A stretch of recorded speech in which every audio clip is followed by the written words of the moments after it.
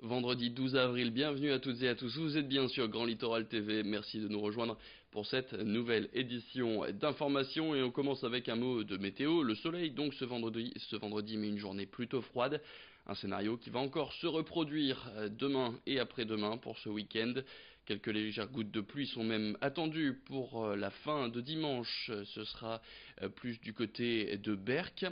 Couvrez-vous bien, demain samedi on attend entre 8 et 9 degrés au meilleur de la journée. Les prévisions météo, c'est à la fin de cette édition. L'actualité maintenant est le marché de Druic en passe de devenir peut-être le plus beau marché de France. Il a en tout cas remporté ce midi le titre de plus beau marché régional qui le qualifie donc pour l'épreuve nationale.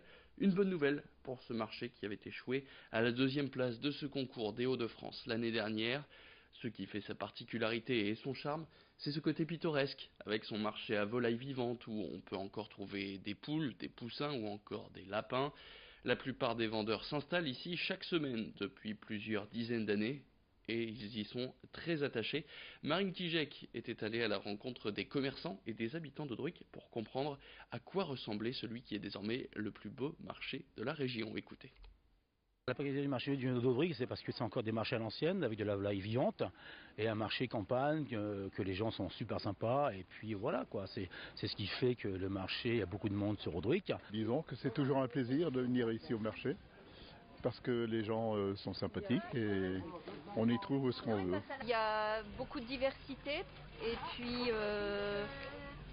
on est bien placé. On est toujours ici en vente artisanale, il y a encore les volailles, des petits qui peuvent déballer sans être pour autant commerçants. On peut encore faire la vente à la criée, puis c'est très convivial et estival. Allez, autres images, c'était cette fois-ci du côté de Boulogne-sur-Mer, l'avenue de l'ambassadrice de la République d'Irlande. Le sujet principal, bien sûr, le Brexit qui devait avoir lieu aujourd'hui et ses conséquences pour la région et pour l'Irlande. La diplomate a notamment visité le port de Boulogne-sur-Mer et Cap-Écure, visite qui a également permis à Frédéric Cuvillier, le maire de Boulogne, d'évoquer les liaisons fret transmanche et de plaider pour le retour d'une ligne au départ de Boulogne-sur-Mer. Mais ça, c'est une autre histoire, c'est surtout quelque chose de très difficile à remettre en place, évidemment, une affaire qu'on va suivre avec attention. On parle maintenant de la fête du printemps qui a battu son plein hier à la plaine Robespierre de Calais dans le quartier des Cailloux. Pour la 4e édition de Calais anime ses quartiers, le service politique de la ville a mis en place plusieurs structures gonflables, des cartes, un marchand de glace ou encore un stand de rempotage. Car la fête du printemps, c'est aussi une façon de renouer les liens entre les enfants et les jeunes avec la nature et la terre à l'occasion du retour des beaux jours. Marine Kijek y a rencontré Anthony Dubois, il est adjoint technique de la ville de Calais. Je vous propose tout de suite de l'écouter. Le but ici de cette activité, c'est de sensibiliser les enfants au toucher de la terre, tout ça, savoir qu'est-ce que c'est le rempotage pour leur apprendre, et puis même pour l'école, tout ça, c'est intéressant pour l'avenir, s'ils veulent faire des potagers, tout ça, pour avoir des conseils. La nature, il y a plein de choses. On peut observer aussi les insectes. Donc nous, au niveau de la commune, il y a pas mal d'hôtels à insectes, divers projets qui sont créés. Et demain, samedi, ce sera le Discard Day. Alors si vous êtes un collectionneur de vinyle ou un simple curieux, c'est le jour rêvé pour faire des bonnes affaires. Pendant cette journée pour les disquaires indépendants, le but, eh bien, c'est de trouver des CD ou des vinyles qu'on ne retrouve pas forcément dans les grandes surfaces.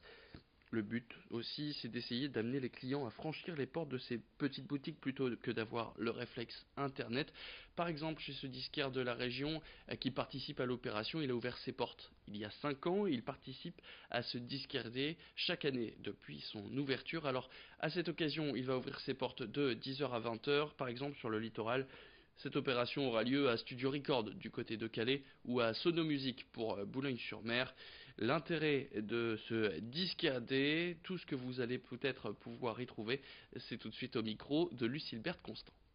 Ah ben, au Discardé, on retrouve toujours des classiques du rock, hein, donc ça va évidemment de David Bowie, en passant par les Rolling Stones, en passant par les Doors, voilà pour les choses vraiment très classiques. Et puis après, il y a d'autres disques qu'on peut retrouver. Donc il y a un magazine qui a été édité justement par le Calife, où on voit le disquaire parisien, excellent disquaire, Le Souffle Continu. donc qui explique un peu les différentes références. Le magazine est gratuit, évidemment, il est disponible dans les magasins et dans quelques lieux dans l'île où on en a déposé, mes collègues et moi.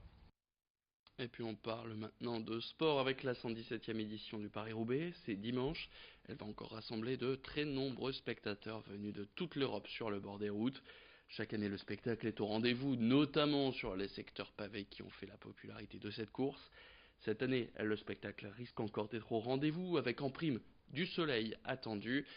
Alors cette semaine, on avait abordé l'aspect sportif, le fait qu'il était difficile de pronostiquer avec certitude un vainqueur pour cette édition. Alors on va parler maintenant du spectacle en lui-même. Les bords des routes vont être bondés, surtout aux alentours de la Trouée d'Arambert, un des lieux mythiques de cette course. Du coup, on est allé demander aux amis du Paris-Roubaix quels sont les secteurs moins connus pour pouvoir profiter au maximum du spectacle. Écoutez tout de suite la réponse au micro de Lucille Berthe-Constant. Il y a les secteurs très connus et médiatiques comme Mont-Saint-Pével et le Carrefour de l'Arbre. Mais entre deux, il y a par exemple celui d'Envelin, le Pont Thibault, qui est très très bien, qui est assez technique, qui est difficile, qui est peut-être un peu moins médiatique, mais qui est, à mon avis, qui est un très beau secteur pour les spectateurs.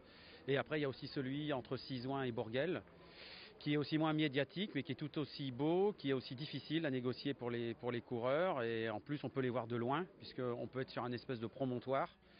Donc pour moi, c'est assez intéressant pour celui qui veut un peu varier par rapport, bien sûr, aux secteurs qui sont les plus connus. Et puis l'actualité du littoral, en bref, avant de se quitter, c'est ce décès d'une dame de 80 ans chez elle au petit matin à Berck. À 2 pas de la mairie, c'est un voisin qui a appelé les secours après avoir vu une épaisse fumée sortir du domicile de sa voisine. Une enquête vient d'être ouverte pour connaître les circonstances du drame. D'après les premiers éléments, elle serait décédée dans son sommeil. C'est la fin de cette édition. Merci à toutes et à tous de l'avoir suivi. Tout de suite sur Grand Littoral TV, vos prévisions météo.